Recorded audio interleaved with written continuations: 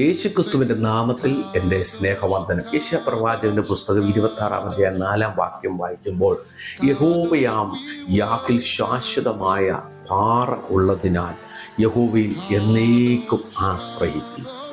എൻ്റെ പ്രിയരെ, നമ്മളൊക്കെ ജീവിതത്തിൽ പല പ്രതിസന്ധികളും പ്രശ്നങ്ങളും ഒക്കെ നേരിടുന്നവരാണ്.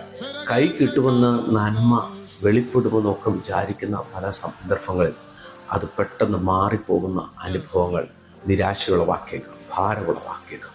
എന്നാൽ യഹോവയിൽ ആശ്രയം വെച്ചാൽ അവൻ ഒരിക്കലും നമ്മളെ നിരാശപ്പെടുത്തത്തില്ല, അത്ഭുതങ്ങൾ ചെയ്യും.